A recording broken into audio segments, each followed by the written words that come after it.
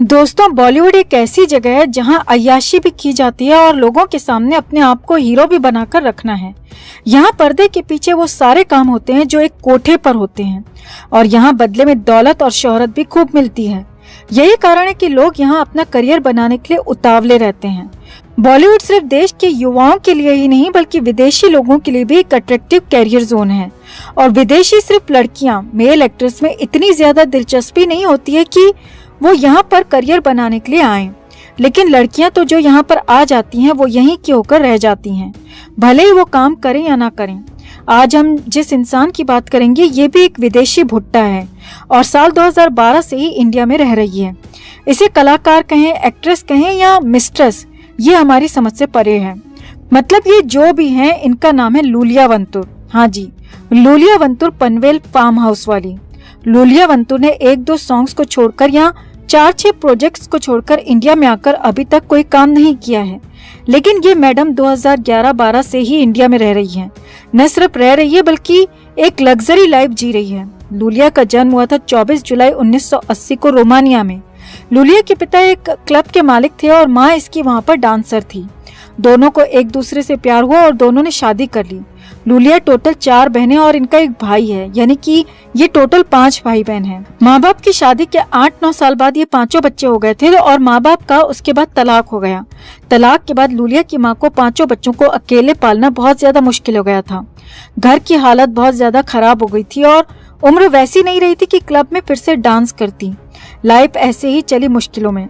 कुछ समय के बाद बड़ी बेटी थोड़ी जवान हुई तो पहले उसे क्लब में डांसर बनाया और फिर कुछ समय के बाद लूलिया की सबसे बड़ी वाली जो बहन थी उसने पॉर्न फिल्मों में काम करना शुरू कर दिया। लूलिया की बड़ी बहन पॉर्न इंडस्ट्री में आई तो दूसरी बहन ने भी वही करियर चुन लिया। इसके बाद परिवार की हालत थोड़ी सुधरने लगी, मतलब तब भी नहीं सुधरती तो कब सुधरती। लूलिया ने भी सिर्फ स्कूलिंग की और आगे की पढ़ाई नहीं कर पाई। सिर्फ 19 साल की छोटी सी एज में लूलिया ने रोमानिया में ही टीवी पर होस्ट के रूप में काम करना शुरू कर दिया था। टीवी पर काम करने के दौरान ही 1-2 मॉडलिंग असाइनमेंट भी किए, लेकिन मॉडलिंग में बहुत ज्यादा मौका इसको नहीं मिल पाया। लूलिया ने टीवी पर ही ज्यादा काम किया है। साल 2008 में लूलिया ने फिल्मों में एंट्री ली। ये फिल्म के अंदर सेकंड फीमेल लीड एक्ट्रेस थी, लेकिन इसके काम को किसी ने नोटिस नहीं किया क्योंकि इसकी एक्टिंग वैसी नहीं थी जिस तरह की होनी चाहिए थी।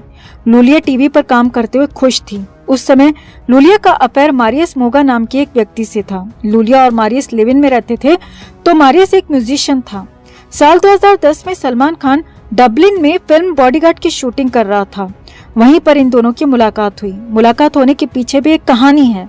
दरअसल जब भी कोई बॉलीवुड कलाकार विदेश जाता है तो ये लोग वहां पर जाकर विदेशी लड़कियों के साथ में अय्याशी करते हैं। पार्टी एस्कॉर्ट हो या मॉडल हो, ये 1 नाइट स्टैंड के लिए उनको बुलाते हैं। चुलमान दादू ने भी कुछ लड़कियों को बुलाया हुआ था जो कि अपने आप को मॉडल्स बोलती थी और छोटी मोटी एक्ट्रेसेस थी और उन्हीं में लूलिया भी शामिल थी। चुल्लू दादू और लूलिया की वहां पर जान पहचान हुई और वहाँ चुल्लू दादू को हो सकता है लूलिया की सर्विस पसंद आई हो सकता है इसकी शक्ल पसंद आई हो सकता है दादू को इससे प्यार नहीं, प्यार का तो सोचना भी मत। दादू के रिश्ते या बाकी बॉलीवुड जीव जंतुओं के रिश्ते प्यार मोहब्बत पर नहीं बल्कि जरूरत और बेस्ट सर्विस पर टिके होते हैं। चुलमान ने लूलिया को बॉलीवुड आने को बोला और कहा कि वो उसे फिल्मों में काम दिलवाएगा तो वो इंडिया आ सकती है। लेकिन लूलिया इंडिया आने से थोड़ा डर रही थी क्योंकि वो भले ही एक्ट्रेस थी, होस्ट थी या अमीर लोगों को टैक्सी में घुमाती भी थी, लेकिन वो सब रोमानिया के अंदर था या आसपास के छोटे देशों में था और एक ऐसे देश में काम करने जाना जहां उसका दूर दूर तक कोई संबंध नहीं था। तो उसने दादू को तुरंत जवाब नहीं दिया। लूलिया इंडिया आने को लेकर बहुत ज्यादा कंफ्यूज थी और ये कंफ्यूजन दूर किया जैकलिन आंटी श्रीलंका वाली ने। कहते हैं जैकलिन ने लूलिया को इंडिया आने को तैयार किया।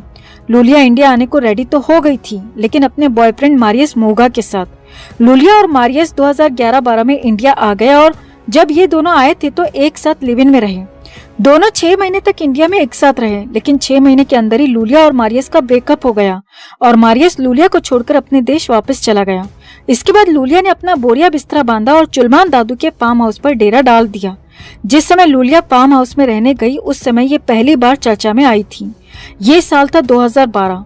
लूलिया जब फार्म हाउस में रहने गई तब तक दादू और लूलिया के बीच में डील फिक्स हो चुकी थी। 6 महीने रहकर लूलिया समझ चुकी थी कि उसे फिल्मों में काम तो नहीं मिलेगा, लेकिन दादू के फार्म हाउस पर घोड़ों की मालिश करने के बदले में जो अमाउंट उसे मिलेगा वो फिल्मों में मिलने वाले अमाउंट से कहीं ज्यादा था। इसीलिए लूलिया का अपने बॉयफ्रेंड के साथ में ब्रेकअप करके उसके पिछवाड़े पर लात मारकर उसे भगाना कोई हैरानी की बात नहीं थी। वैसे कहा यह भी जाता है कि चुलमान दादू ने लूलिया के बॉयफ्रेंड को धमकियां दिलवाई और उसे डराकर देश से भगा दिया। लूलिया इस सब में कहीं न कहीं चुलमान के साथ थी और उसने इंडिया में रहना ही प्रेफर किया। 10-11 सालों से लूलिया इंडिया में रह रही है, दादू के फार्म हाउस में मजे से रह रही है।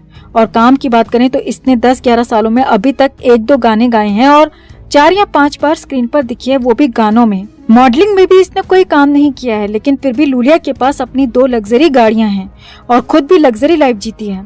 वो बात और है कि ये फार्म हाउस में रह रही है, लेकिन बॉलीवुड की हर छोटी बड़ी पार्टी में लूलिया जलवे बिखेरते हुए दिखी जाती है।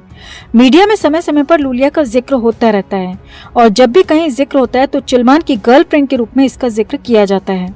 मतलब ये दादू की गर्लफ्रेंड है तो जैकलीन आंटी श्रीलंका वाली वो कौन है? वो पागल है जो उसने पहले वाला पूरा लॉकडाउन फार्म हाउस में गुजार दिया और उसने तो फार्म हाउस में घोड़े के साथ किस करते हुए फोटो तक पोस्ट की थी। घोड़े के साथ में, गधे के साथ में नहीं। गधे के साथ तो ये पब्लिक में नॉर्मल रहती है।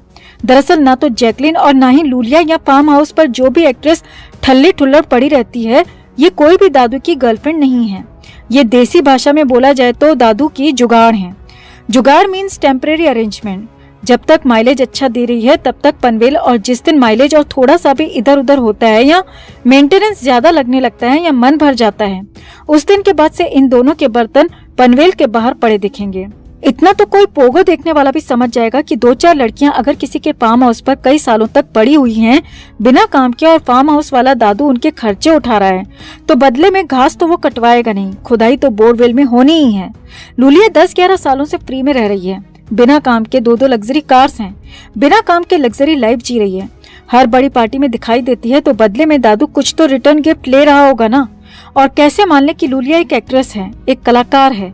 ये एक्ट्रेस होती तो क्या दादू के लिए इसे फिल्मों में लीड रोल दिलाना या छोटे मोटे रोल दिलाना इतना मुश्किल था कि 10-11 साल में कहीं भी कोई काम नहीं मिला।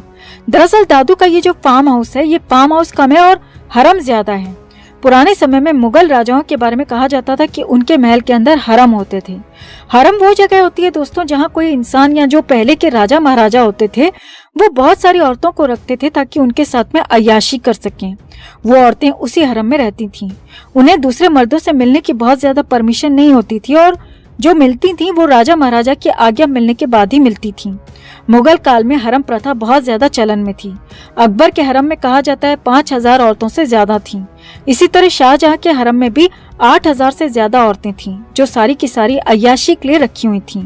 खैर, इतिहास में ज्यादा नहीं घुसते हैं, अभी बात सिर्फ हरम की कर रहे हैं ताकि आपको पता चले कि हरम क्या है, किसे कहते हैं। सीधे सीधे बोले तो हरम का मतलब होता है अय्याशी का अड्डा। ये पहले के समय में होते थे जब राजा महाराजा होते थे, लेकिन फिर समय बदला और ये प्रथा खत्म होती चली गई। लेकिन अभी भी एक जगह है जहां इस तरह की प्रथा बनी हुई है और वो जगह है बॉलीवुड। लेकिन इनको आज की डेट में हरम नहीं बोला जाता है, इनको बोला जाता है फार्म हाउस। सिर्फ दादू अकेला ऐसा नहीं है कि जिसने ऐसी चीज बना रखी है, ऐसे बहुत सारे बड़े सो कॉल्ड स्टार्स हैं जिन्होंने इस तरह के हरम बनाए हुए हैं और जिन्हें फार्म हाउस का नाम दे रखा है। और वहाँ जब ये लोग अय्याशी करने जाते हैं तो मीडिया में खबर आती है कि फला एक्टर अपने फार्म हाउस में क्वालिटी टाइम स्पेंड करने गया है, एक्टिंग से ब्रेक लेकर क्वालिटी टाइम स्पेंड कर रहा है। यहाँ पर क्वालिटी टाइम का मतलब है फार्म हाउस की 4 दीवारी के बीच में होते हुए भी ब्रह्मांड के दर्शन करना। लूलिया भी इसी फार्म हाउस में बैठे बैठे आज एक परफेक्ट एस्ट्रोनॉट बन चुकी है। उसका काम सिर्फ इतना है कि उसे बस अंतरिक्ष में ही सफर करते रहना है और इसके बदले में उसे उसकी औकात के हिसाब से कीमत दी जा रही है। आने वाले समय में लूलिया कोई महंगा सा घर खरीद लेती है मुंबई के अंदर तो हैरान नहीं होना। मैडम 24 घंटे मेहनत करती हैं, वो भी बिना किसी छुट्टी के। अपना फर्ज पूरा करने के लिए इतनी टफ जॉब -40 डिग्री में खड़े आर्मी वालों की भी नहीं होती है जितनी ये बेचारी, ये मेहनती लूलिया करती है। लूलिया के इसी हार्ड वर्क और डेडिकेशन ने इसे 10-11 सालों से फार्म हाउस का नंबर 1 ई रिक्शा बना रखा है जो बस सवारी ढोने के ही काम में लगा रहता है। बच्ची बहुत हार्ड वर्किंग है, ठुल्लड़ नहीं समझना इसको। लूलिया, जैकलिन या इनके जैसी जितनी भी टैक्सी यहाँ फार्म हाउस में पार्क्ड हैं, ये किसी भी बंधन से मुक्त हैं। मतलब ये बाहरी सवारी को भी शहर घुमाने के लिए पूरी तरह से आजाद हैं। अभी आप लोगों ने खबर भी पढ़ी होगी कि कुछ समय पहले जैकलिन सुकेश चंद्रशेखर को राइड करा रही थी, वो भी जेल के अंदर जाकर, और उससे पहले भी, जबकि जैकलिन का एक टायर उस समय पनवेल फार्म हाउस में दादू के पास में पार्क था। सेम वैसे ही लूलिया भी है, लेकिन लूलिया की खबरें मीडिया में बाहर नहीं आ पाती हैं क्योंकि ये इतनी फेमस नहीं है जितनी कि जैकलिन आंटी हैं। इसलिए इसे दादू की दादी के रूप में ही मीडिया में हमेशा इंट्रोड्यूस किया जाता है। लूलिया रोमानिया में भी कोई बहुत बड़ा नाम नहीं थी कि ये कोई सुपरस्टार थी या यहाँ आकर ऐसे काम कर रही है। ये एक फ्लॉप एक्ट्रेस थी और टीवी पर होस्ट थी। इसके अलावा पार्टीज में बड़े बड़े अमीर लोगों को रसगुल्ले खिलाने का भी काम करती थी और इसी तरह से चुलमान दादू को भी मिली थी। अब से दादू के छपरी फैंस लूलिया को भाभी कहने से पहले 10 बार जरूर सोचना कि ये भाभी नहीं है, ये भाभी होती तो ऐसी नहीं होती, ये ई रिक्शा है। लूलिया वंतुर की इस छोटी लेकिन संघर्ष भरी कहानी में इतना ही।